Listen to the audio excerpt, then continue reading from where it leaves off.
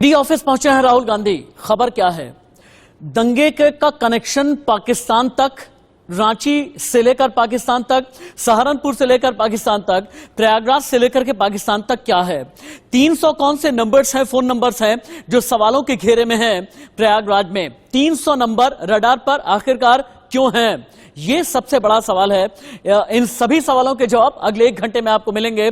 कई बड़ी खबरें ग्राउंड जीरो पर आपको लेकर के भी चलेंगे और हेडलाइन सभी की क्या है पहले आप वो देख लें। चलिए आपको हेडलाइंस दिखाएं उससे पहले इस वक्त की बड़ी खबर राजस्थान से आ रही है। राजस्थान के बाड़मेर में बहुत बड़ी तबाही हो गई है। इस तबाही की सबसे पहले आप तस्वीरें देखें, उसके बाद यूपी में दंगों को लेकर के क्या चला ये बताएंगे। राजस्थान के बाड़मेर में तबाही वाली बारिश, इस वक्त की बिग ब्रेकिंग। बाड़मेर की बारिश में बह गई गाड़ियां, टूट गई सड़कें, सड़क पर जल भराव, घरों दुकानों में घुसा पानी। बाड़मेर के कई गांव का संपर्क मुख्य मार्ग से टूटा। बारिश से 5 घंटे तक पूरे शहर की बिजली गुल। 5 घंटे की बारिश से बाड़मेर में बहुत ज्यादा तबाही आई है। राजस्थान के बाड़मेर में तबाही वाली बारिश, बाड़मेर की बारिश में बह गई गाड़ियां, टूट गई सड़कें। तस्वीरें इस वक्त आपकी टीवी स्क्रीन पर हैं।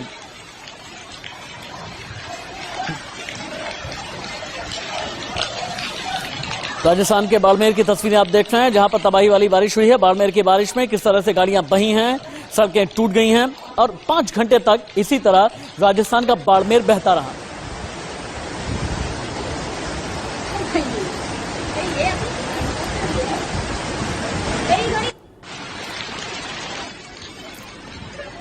रेगिस्तान किस तरह से बन गया समंदर, ये तस्वीरें हालांकि हैं देर रात की, लेकिन ये तस्वीरें देख करके आप अंदाजा लगा लेंगे कि राजस्थान के बाड़मेर में, और बाड़मेर ही नहीं बल्कि आसपास के जो इलाके हैं, आसपास के जो गांव हैं, इस बारिश की वजह से संपर्क टूट गया है। 6 घंटे की बारिश ने बाड़मेर में जमकर तबाही मचाई है। राजस्थान के बाड़मेर की ये तस्वीरें आप देख पा रहे हैं।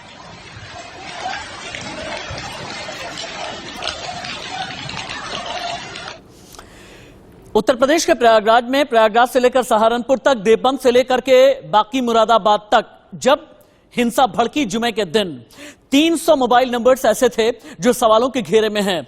ये 300 मोबाइल नंबर कौन इस्तेमाल कर रहा था?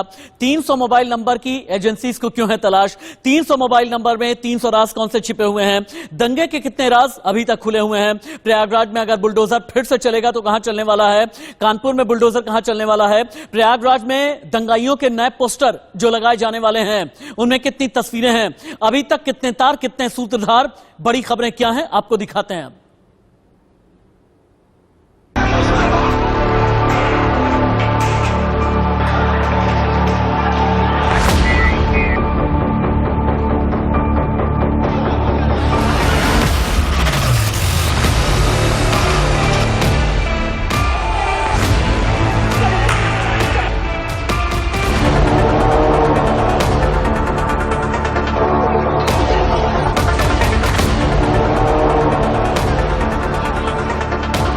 तुरंत करते हैं शुरुआत प्रयागराज हिंसा पर बहुत बड़ी ब्रेकिंग न्यूज।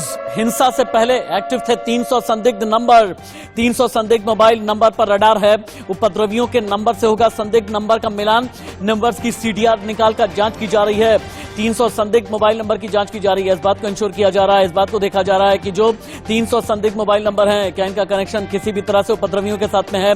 प्रयागराज हिंसा पर बहुत बड़ी ब्रेकिंग न्यूज है। हिंसा से पहले एक्टिव थे 300 संदिग्ध नंबर, 300 संदिग्ध मोबाइल नंबर पर रडार है। जांच एजेंसीज इन 300 नंबर्स की तलाश में हैं। हिंसा से पहले जो इलाके में संदिग्ध हालत में एक्टिव थे, इंटरसेप्शन के जरिए जो पता चला है कि यही 300 संदिग्ध नंबर थे जिनके जरिए सबसे ज्यादा बातचीत हुई है नमाज से पहले, नमाज के बाद और जुमे के दिन। क्या ये 300 संदिग्ध नंबर जो सवालों के घेरे में है, क्या इनका दंगाइयों के साथ में कनेक्शन है?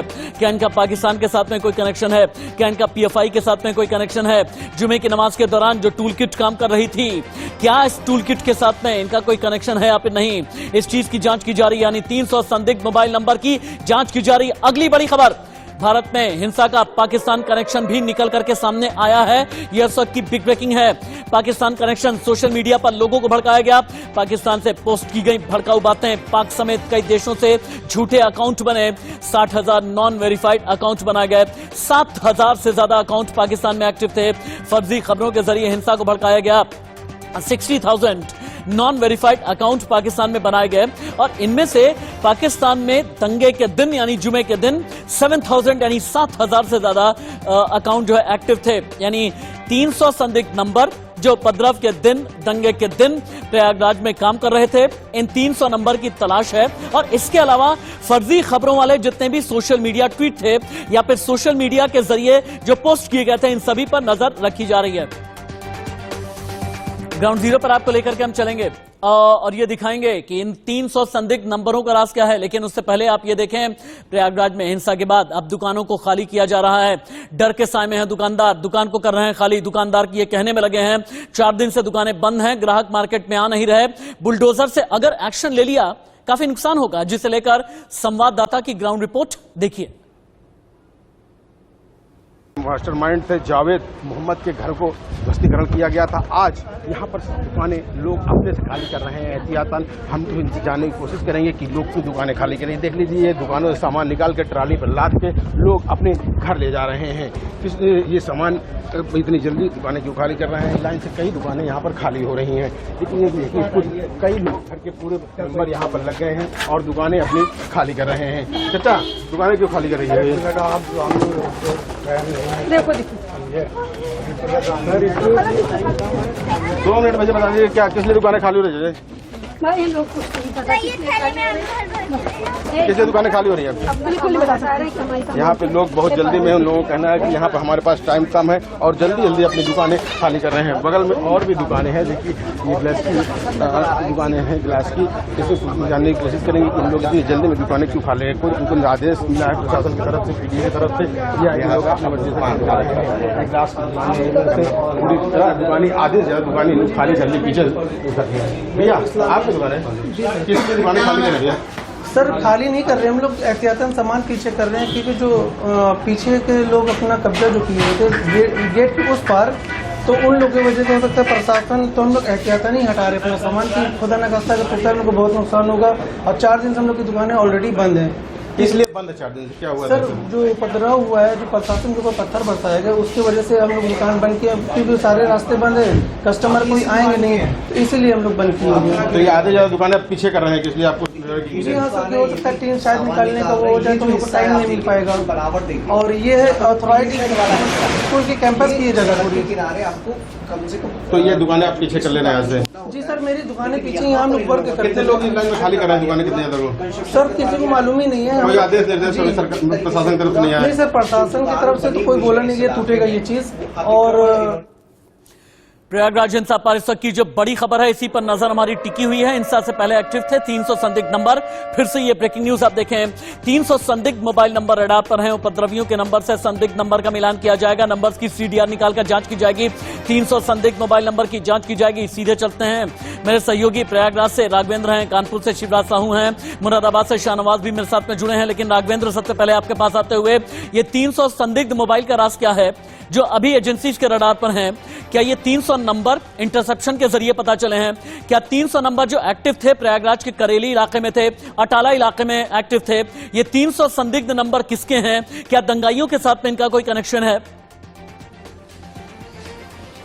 बिल्कुल राशि जी, देखिए जिस तरह से एक बड़ा, चूंकि जुमे की नमाज के बाद हिंसा हुई, पथराव हुआ, कई पुलिस की गाड़ियों को भी तोड़ा गया, आवाम भी डिस्टर्ब हुई। ऐसे में पुलिस के लिए बेहद ही जरूरी था उन लोगों की शिनाख्त करना कि आखिर वे कौन लोग हैं, उनके पीछे के मंसूबे क्या हैं। ऐसे में सर्विलांस सेल की टीम ने और साइबर सेल की टीम ने कड़ी निगरानी करते हुए 300 ऐसे नंबरों को चिन्हित किया, जिनके माध्यम से ये पता लगाया जा रहा है क्या वाकई उनके मंसूबे कहीं विदेशी कनेक्शन से तो नहीं, यानी पास के मुल्क पाकिस्तान से इनका कोई सीधा कांटेक्ट तो नहीं था, या फिर 300 मोबाइल नंबर के बारे में बताइए, ये 300 मोबाइल नंबर किसके थे?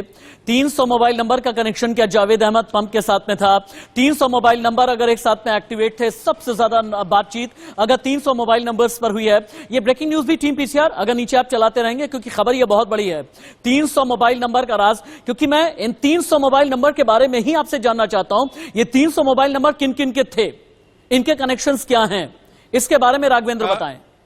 देखिए बिल्कुल, देखिए राशिद जी, अभी पुलिस की तरफ से कोई खास जो है साफ नहीं किया गया है, लेकिन उनका यह कहना जरूर रहा है, क्योंकि अभी कुछ देर पहले मैंने यहाँ के एसएसपी अजय कुमार से बात की। उन्होंने भी इस बात को कहा कि हम सभी पहलुओं पर जांच कर रहे हैं। कुछ नंबरों को ट्रेस किया गया था, नंबर एक्टिव मोड में थे, लगातार उन पर निगरानी की गई। उससे पहले कि मैं कानपुर जाऊं, मुरादाबाद की खबर लूं, प्रयागराज में भी लगेंगे आरोपियों के पोस्टर। इस वक्त की ये बड़ी खबर आ रही है। सीसीटीवी फुटेज और तस्वीरों से पहचाने गए हैं अभी तक 95 आरोपी। 5000 उपद्रवियों की तलाश में है पुलिस। 2 दिन में जारी होंगे बलवाइयों के नए पोस्टर, यानी प्रयागराज में नए पोस्टर लगाए जाएंगे। इस वक्त की बड़ी खबर है, इस वक्त की ब्रेकिंग न्यूज है। राघवेंद्र, ये पोस्टर कब लगाए जाएंगे, कितने दंगाइयों के पोस्टर लगाए जाएंगे, कितनों की शिनाख्त हो गई है, दबिश कहां पर चल रही है, अभी तक पुलिस को इन्वेस्टिगेशन इंटरोगेशन में क्या क्या कामयाबी मिली है, कितने गिरफ्तार हैं, कितने डिटेन किए गए हैं? जो पुलिस है उसने अटाला और करेली इलाके के जो है करीब 92 लोगों को अभी तक गिरफ्तार किया हुआ है। इनकी संख्या आज शाम तक कुछ और भी अधिक हो सकती है, क्योंकि अभी कुछ देर पहले ही फ्लैग मार्च भी जिला प्रशासन शिवराज साहू के पास चलते हैं। कानपुर में अभी तक पुलिस एक्शन क्या हुआ है दंगे के खिलाफ? शिवराज बताएं, कितने गिरफ्तार हैं, कितने डिटेन हैं, कहां पर छापामारी की जा रही है, कितनी दबिश दी गई है? जी देखिए, कानपुर में अगर गिरफ्तारी की बात की जाए तो तकरीबन 55 लोगों की गिरफ्तारी हो चुकी है। हालांकि लगातार एटीएस और एसआईटी जो टीमें हैं वो इंक्वायरी कर रही हैं। खुद एटीएस के उच्च अधिकारी कानपुर में आए और उन्होंने घटनास्थल पर निरीक्षण भी किया, लोगों से बात भी की, कहीं ना कहीं सुराग तलाश करने में लगे हुए हैं। जो जिस प्रकार से जो ये मैसेज चला और बंदी का आह्वान किया गया, हिंसा भड़की, उसके पॉइंट टू पॉइंट जांच की जा रही है। और जो तार है वो कहीं ना कहीं खुलते चले जा रहे हैं। आपको बताना चाहेंगे, कई सफेद पोस्ट लोगों के नाम सामने आए हैं। एक बिरयानी वाला है कानपुर का फेमस, उसका नाम सामने आया है। कई 2 बड़े बिल्डर हैं, उनका नाम सामने आया, क्योंकि फंडिंग की थी उन्होंने आया जफर आजमी को। ऐसे कई सारे सबूत पुलिस के हाथ में हैं। और शिवराज साहू, ये बिग ब्रेकिंग है, आपने ये बताया कि कानपुर में कोई बिरयानी वाला है जिसका कनेक्शन दंगे में सामने आ रहा है। बहुत मशहूर कोई बिरयानी वाला है। आपने ये भी बताया कि कानपुर का कोई बिल्डर है जिसने इस दंगे की फंडिंग की थी। आपका इशारा क्या है? ये बिरयानी वाले का इशारा क्या है? क्या बिरयानी वाला डिटेन किया गया है या नहीं अभी तक? अगर बिरयानी वाला है, अभी भी आजाद है, तो कहां पर है? ये स्कैनर पर क्यों है, ये रडार पर क्यों है?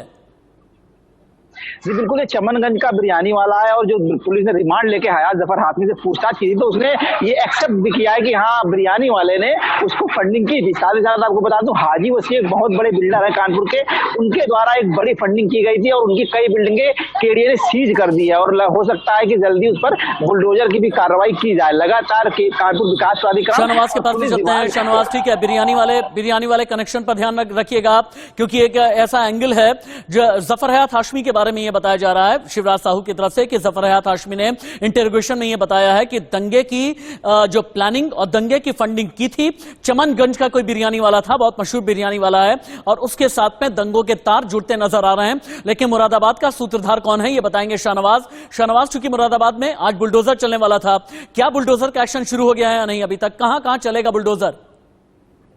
देखिए राशिद जी, बिल्कुल मैं आपको बता दूं, सबसे बड़ी बात यह है कि मुरादाबाद में जो 25 गिरफ्तारी हुई है उसमें 10 की और बढ़ोतरी हुई है। 10 यानी कि 35 गिरफ्तारी अब तक हो चुकी है। पुलिस लगातार, ठीक है, 33 गिरफ्तारी हुई है। शायद कुछ ऑडियो प्रॉब्लम आ गई है। एक बार फिर से राघवेंद्र के पास में चलते हैं।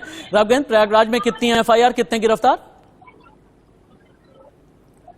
देखिए 3 एफआईआर हुई अब तक पूरे मामले में। 92 लोगों की गिरफ्तारी हो चुकी है। जो मुख्य अभियुक्त माना जा रहा है, यानी मास्टरमाइंड माना जा रहा है जावेद मोहम्मद और जावेद पंप, उसकी भी गिरफ्तारी की जा चुकी है। उसकी बेटी की गिरफ्तारी के लिए लगातार दबिश दी जा रही है। लेकिन जिस तरह से इधर गिरफ्तारी को अंजाम दिया जा रहा है, लेकिन असदुद्दीन ओवैसी और मौलाना तौकीर रजा जैसे लोग ऐसे हैं जो हनुमान चालीसा के नाम पर भी बवाल काटने में लगे हैं, मोदी योगी को कोसने में लगे हुए हैं। असदुद्दीन ओवैसी किस तरह से खेलना है विक्टिम कार्ड, एक बार आप सुने। उसके बाद आईएमसी के जो अध्यक्ष हैं मौलाना तौकीर रजा, क्यों उन्होंने ये कहा कि हनुमान चालीसा जो पढ़ी जा रही है इसके जरिए मुसलमानों को सताया जा रहा है? सुनिए, दोनों को सुनिए आप। उत्तर प्रदेश का मुख्यमंत्री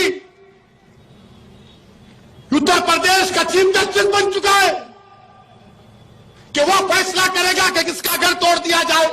हम देश के प्रधानमंत्री से अपील कर रहे हैं, ये बुलडोजर जो आप घरों पर चला रहे हैं, एक समुदाय के घरों पर चला रहे हैं प्रधानमंत्री, देश के संविधान को आप कमजोर कर रहे हैं।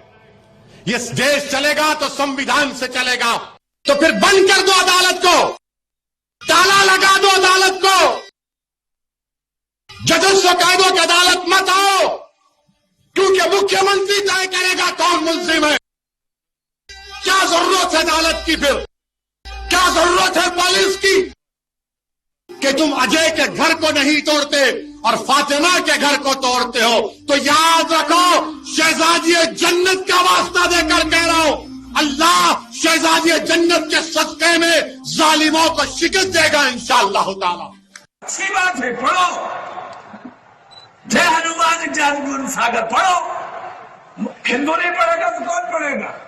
लेकिन तू हनुमान के लिए नहीं पढ़ रहा था, तू मुसलमान को सताने के लिए पढ़ रहा था। हमने बर्दाश्त किया क्योंकि हम अमन पसंद है, अपने देश में अमन चाहते हैं। तुमने हमारी मस्जिदों के मीनारों पर भगवा लहराया, जबरदस्ती की, हमने सब्र किया, हमने जवाब नहीं दिया। बताओ ठीक है क्या गलत है?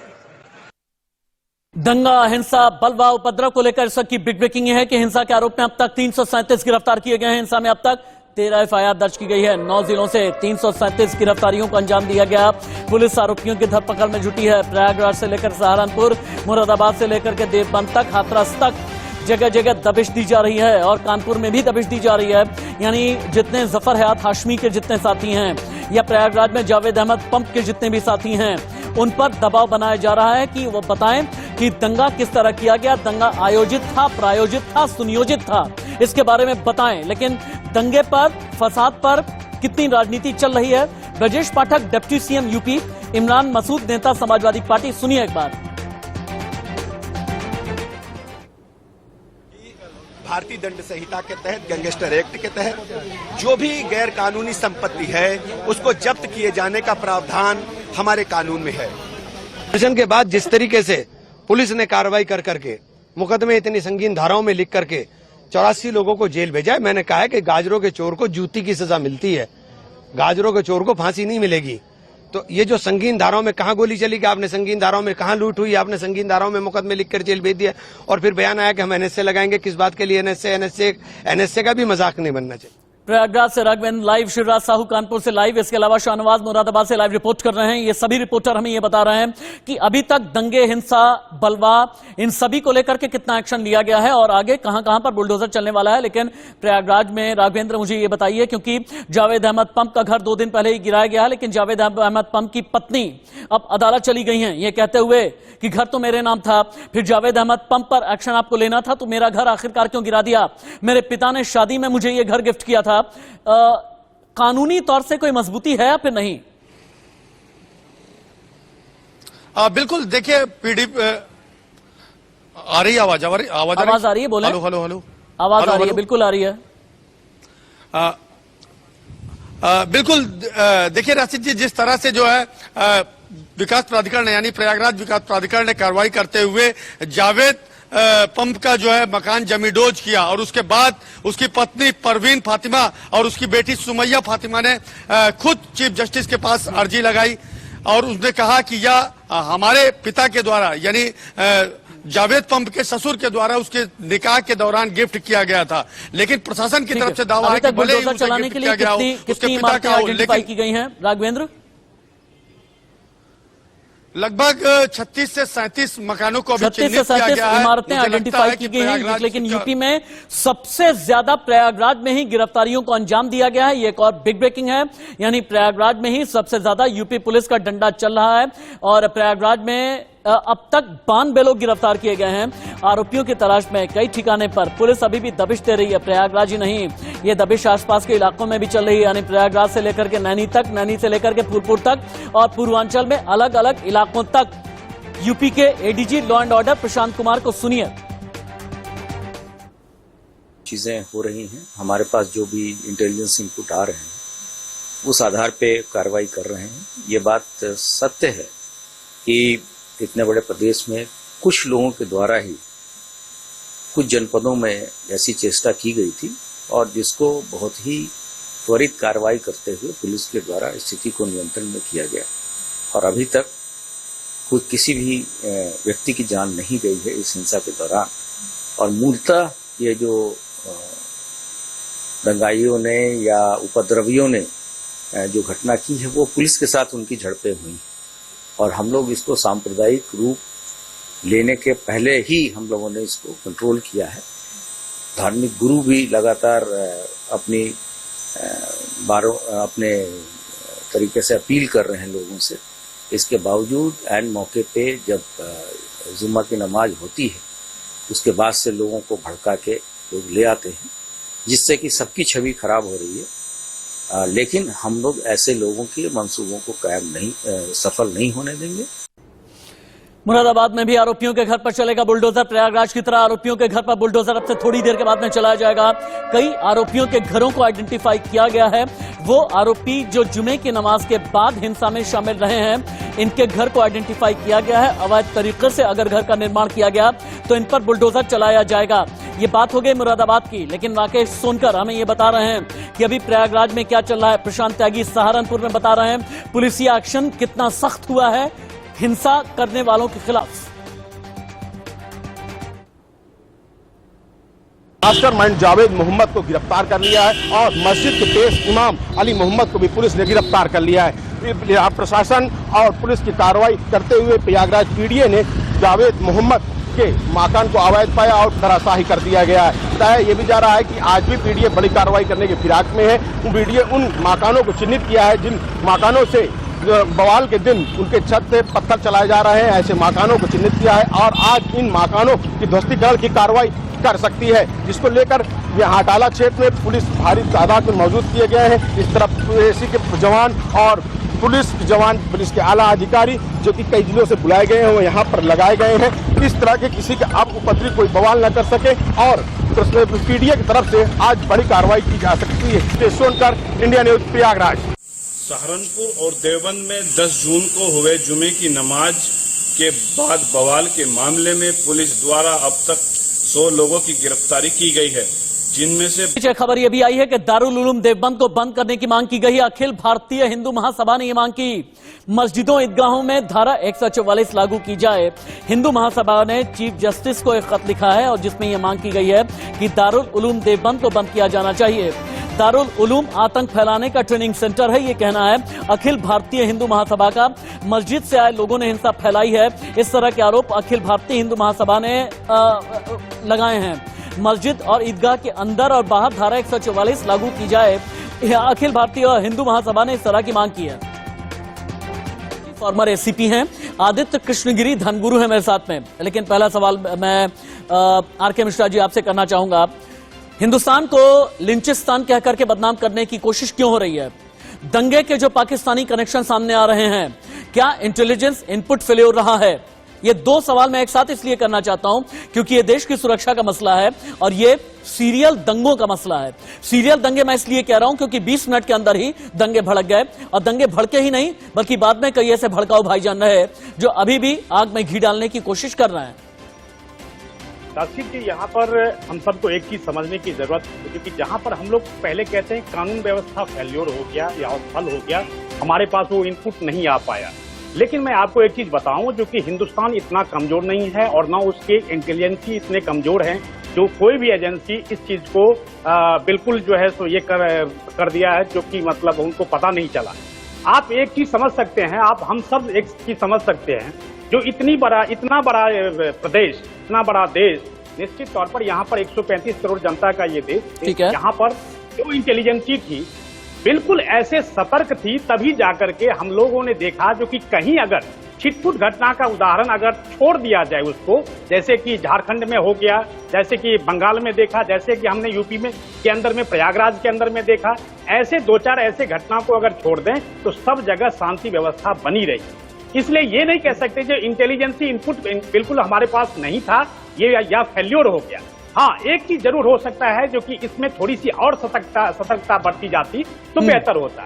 हम लोगों ने देखा है देश के अंदर में एक टूल किट के माध्यम से, हम लोगों ने चाहे वो देखा किसान आंदोलन के समय में भी देखा, हम अभी भी देख रहे हैं, एक टूल किट के माध्यम से जब हम लोग देखते हैं जो कि हम दंगाइयों और बलवाइयों को जब स्पेस देते हैं। टूल किट का हैंडल किसके पास है?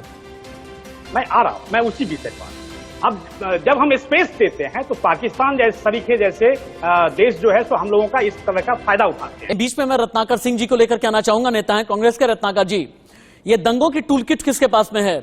ये लिंचिस्तान कहने वाले जितने भी लोग हैं, जो जावेद अहमद पम की बेटी है और बेटी के साथ जितना गैंग शामिल है, जो हिंदुस्तान को लिंचिस्तान कहने में लगे हुए हैं, आप उनके साथ हैं या उनके खिलाफ हैं?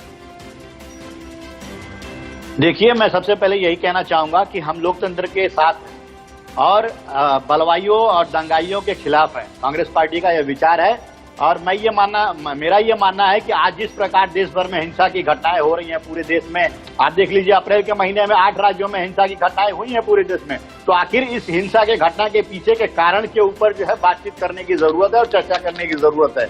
हम आरोपियों पे बाद में कार्रवाई कर सकते हैं या आरोपियों पे कार्रवाई कर सकते हैं, लेकिन इस घटना के पीछे जो उकसाऊ भाषण देने वाले जो भारतीय जनता पार्टी के नेता लोग हैं, जो इस तरह के बयानवीर लोग हैं, जो समाज में नफरत और हिंसा फैलाने का काम कर रहे हैं, उनके ऊपर जो है लगाम लगाने की बेहद जरूरत है। और जैसा कि अभी मैं अपने साथी प्रवक्ता भारतीय जनता पार्टी के रमाकांत जी की बात सुन रहा था, कह रहे थे ये खुफिया एजेंसियों की नाकामी नहीं है। मैं ये कहना चाहूंगा कि कानपुर हिंसा के पहले ही 24 मीटिंग जो पुलिस वहां पे स्वयं स्वीकार करती है कि 24 मीटिंग इन्होंने किया था, क्यों नहीं उस मीटिंग की खबर जो है इन लोगों को थी और क्यों नहीं उसके अनुसार इन लोगों ने काम किया? आर के मिश्रा जी जवाब एजेंसियों की आर के मिश्रा वर्सेस रत्नाकर सिंह, आर के मिश्रा वर्सेस रत्नाकर सिंह, आर के मिश्रा जी रिबट करें। और मैं एक चीज कहना चाहूंगा, मुझे समय दीजिएगा थोड़ा। हाँ नहीं, आपको समय बिल्कुल देंगे। आप दोनों ही सब लाइव हैं, बोल सकते हैं आप दोनं। आर के मिश्रा जी मैं ये पूछना चाहूंगा आज जिस तरह से ये समुदाय विशेष पे पक्षपातपूर्ण रवैये किया जा रहा है, कार्रवाई की जा रही है, ये महासंयोग है, रवैया कोई नहीं है। आप किस आधार पर कह रहे हैं रत्नाकर जी? आप किस आधार पर कह रहे हैं? आप सुनिए इधर, आप कैसे कह रहे हैं जो कि पक्षपातपूर्ण रवैया जो है प्रदेश सरकार ने अपना रखा है? ऐसा बिल्कुल नहीं है। तो मैं जवाब दे रहा हूँ, सुनिए। जब करने की बात आती है, जब कार्रवाई करने की बात आती है, आप लोग जो है वहां पर जाकर के धरना प्रदर्शन करने लगते हैं, ये क्या तरीका है? मुरादाबाद, हाथरस, प्रयागराज, सहारनपुर, दिल्ली, रांची, नमाज के 20 मिनट के बाद में हिंसा भड़की। क्या ये महज एक संयोग है? पाकिस्तान में 60,000 नॉन वेरीफाइड अकाउंट चंद दिनों के अंदर बनाए गए और जिसमें भारत को लेकर कई बातें कही गईं। क्या यह महज एक संयोग है? 7,000 से ज्यादा अकाउंट पाकिस्तान में दंगे के वक्त में एक्टिव थे। क्या यह भी एक संयोग है? और अगर यह संयोग नहीं है तो यह फेल्योर किसका है? यह लूप होल कहां पर है?